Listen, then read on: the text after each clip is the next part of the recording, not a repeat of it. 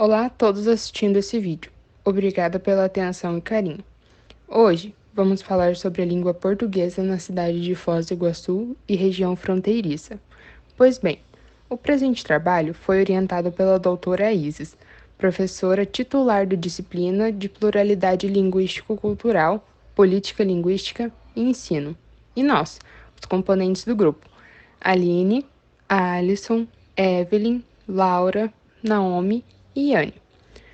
O idioma português, a par de todas as diferenças de vocabulário ou organização textual, falantes da língua portuguesa somam mais de 260 milhões de pessoas em 9 países, que têm o idioma como oficial. Trata-se do quinto mais usado no mundo, o terceiro no Ocidente e o primeiro no Hemisfério Sul.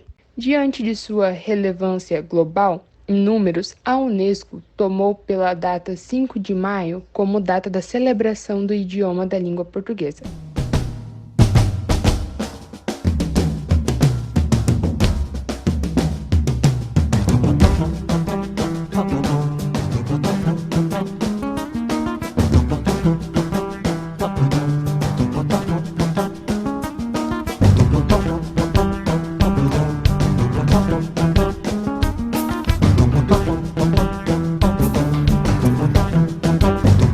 Mostramos agora o posicionamento de Mia Couto.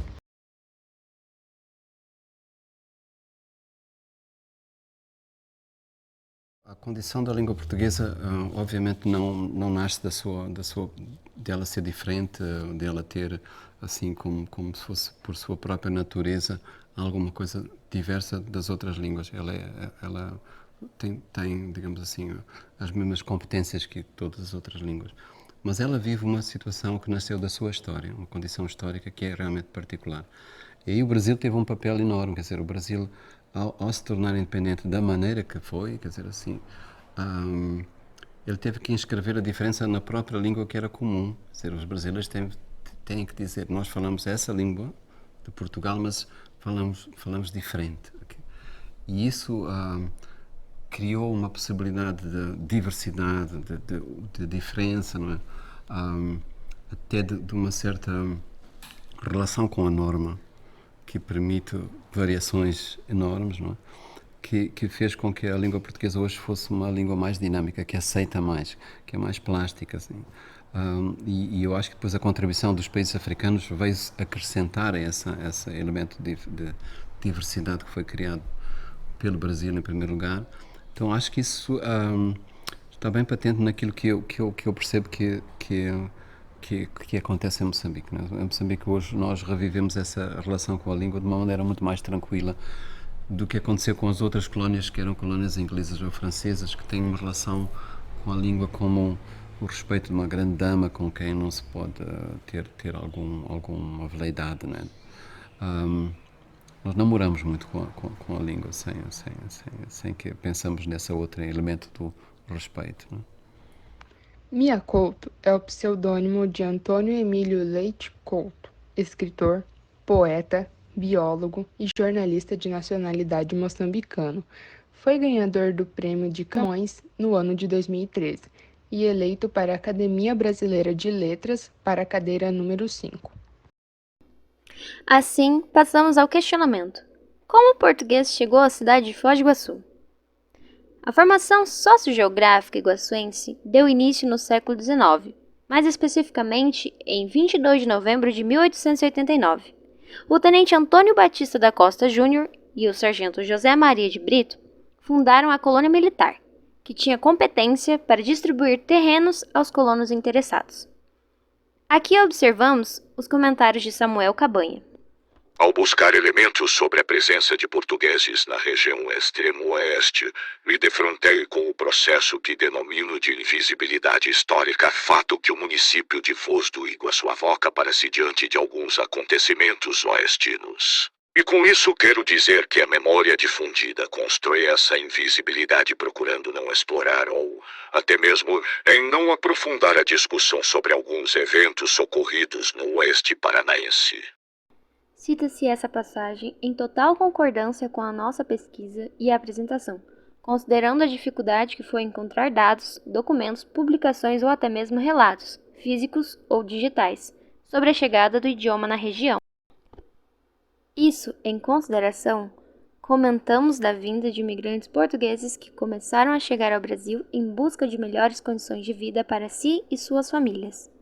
Citamos a tese de mestrado Samuel Cabanha, que comenta essa intenção. É nesse tempo histórico que o Sr. Manuel Alves Pereira Martins chega ao Brasil, em sua trajetória rumo a Foz do Iguaçu, guiado pela expectativa de uma melhor condição de vida para ele e sua família. Relata que estava ciente de que a construção da Ponte da Amizade era uma obra que duraria certo tempo para ser concluída.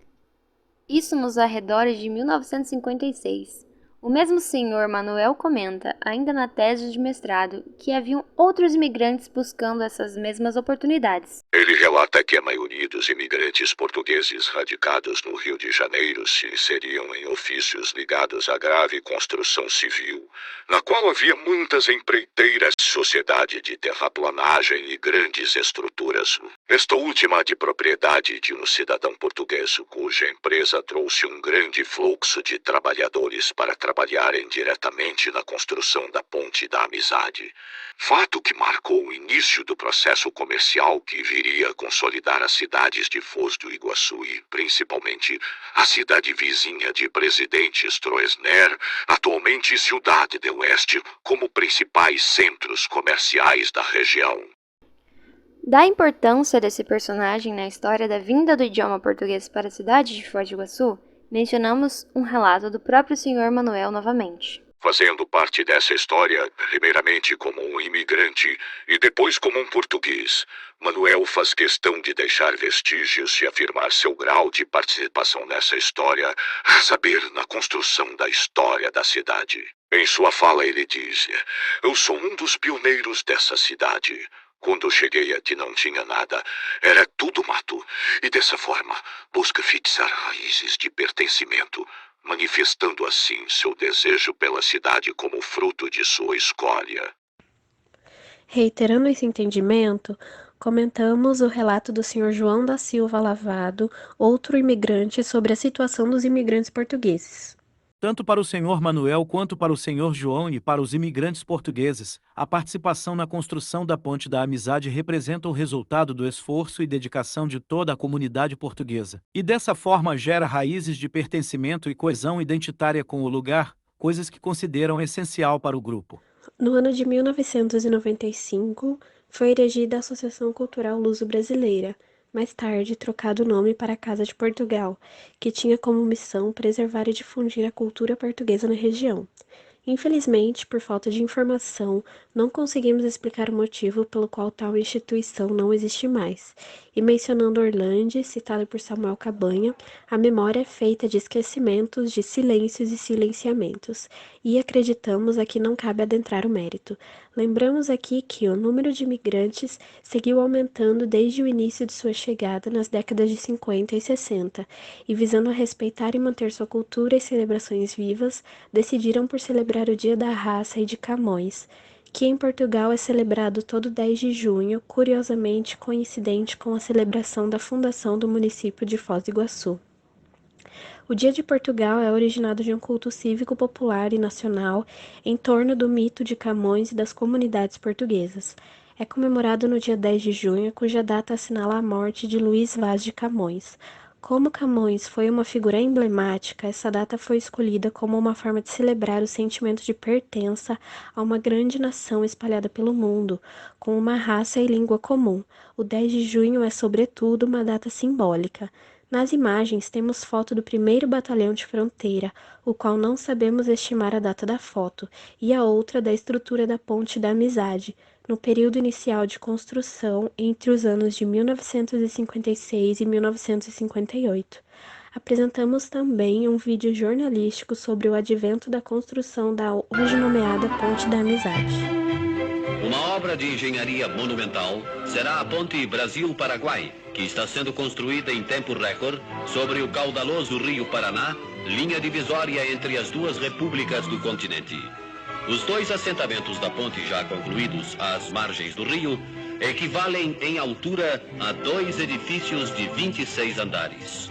O arco de cimento armado sustentado pelos 2 pilones terá extensão de 303 metros e ficará a 78 metros de altura acima do nível do rio.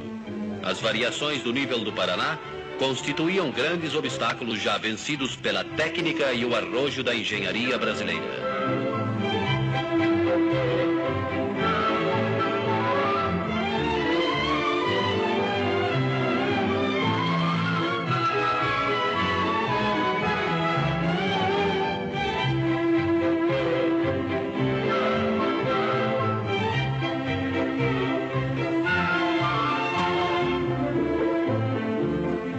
Para assegurar maior rendimento nos trabalhos e acelerar a construção da ponte, que estará concluída em fins de 1960, instalou-se ali um sistema teleférico para transporte de concreto e outros materiais por cima do rio.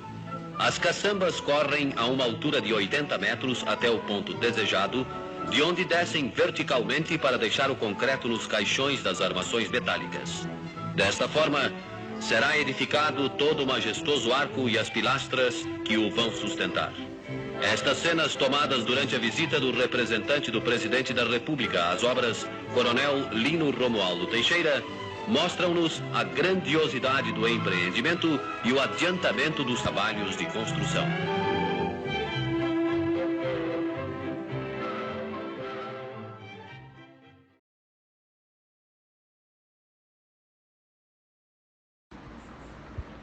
As línguas estão continuamente em um processo de mudança, transformação e de enriquecimento na identidade cultural brasileira. Assim como o português, língua oficial do Brasil, existem outras nas cidades fronteiriças que mudam, se adequam e se transformam de acordo com a mudança histórica do lugar.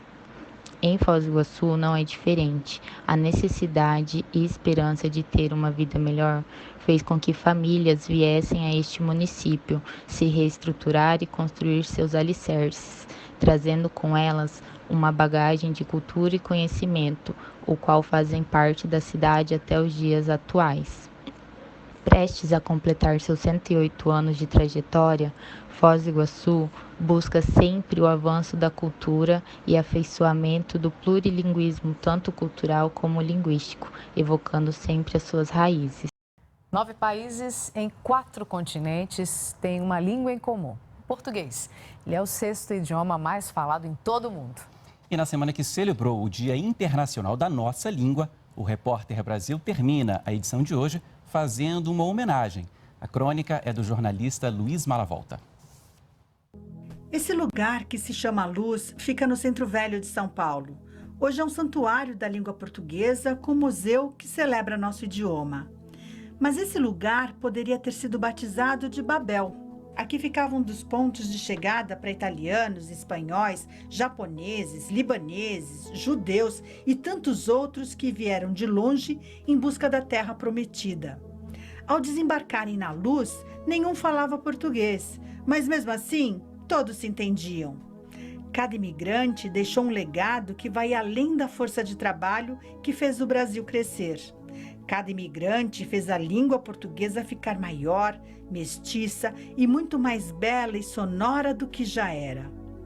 O árabe ensinou a nós que estabelecimento que vende carne se chama açougue, que o profissional que faz roupas é alfaiate, que magazine é um tipo de comércio. Os italianos trouxeram 300 palavras que entraram no dicionário brasileiro e deram uma sonoridade toda particular à nossa fala.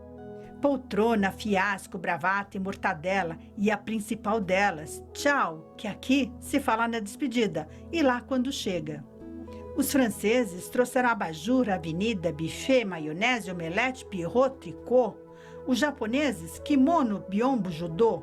Os africanos vieram com os escravos e legaram dezenas de palavras, como giló, samba, quitute, banguela, acarajé, tutu. Os indígenas já eram da terra e ensinaram aos portugueses uma língua com araxá, mandioca, paraná, carioca, anhangabaú, ibirapuera, todas tupi-guarani. Foram tantas palavras vindas de fora que o linguista Antônio de Moraes Silva editou o grande dicionário da língua portuguesa, com 306.949 verbetes. O Aurélio reduziu para 120 mil. O Ais e Aulete ficaram com 100 mil. Em Portugal, berço da língua, o dicionário da Academia de Ciências de Lisboa não conseguiu reunir mais de 70 mil verbetes. Mas justiça seja feita. Vem de um dos maiores poetas portugueses, Fernando Pessoa, o verso que empodera o idioma. Minha pátria é minha língua.